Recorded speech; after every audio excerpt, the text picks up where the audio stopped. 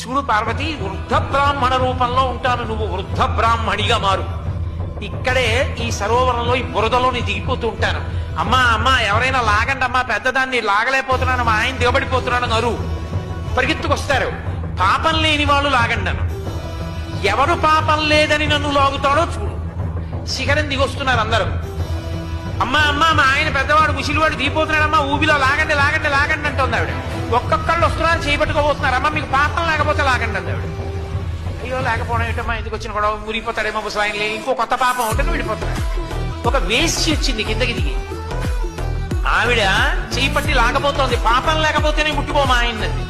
నాకు లేదు పాపం. వేశ్యవిగా పాపం లేకపోవడం ఏంటి? నీకన్నా పాపాత్మురాలు ఎవరు ఉంటారు? అవునమ్మా, ఇంతకు ముందు ఇక్కడికి రాకముందు పాపాత్మురాల్ని నంది శృంగంలోంచి శ్రీశైల శిఖరం చూశానమ్మా. మోక్షానికి అర్హురాలంటే పాపం లేదు పుణ్యం లేదు నాకు. ఇంకా నాకు పాపం ఏదమ్మా, అందుకు లాగుతానని లాగింది, వెళ్ళిపోయింది మోక్షానికి. అది విశ్వాసం పార్వతి. అది ఉన్నవాడికి ఇస్తానన్నాను, నమ్మకం లేకుండా చూసిన వాడికి ఇస్తానని నేను చెప్పలేదు. ఇస్తానంటే అది నమ్మి చేసిన వాడికి ఇస్తానన్నాను. కాబట్టి నమ్మకం ప్రధానం.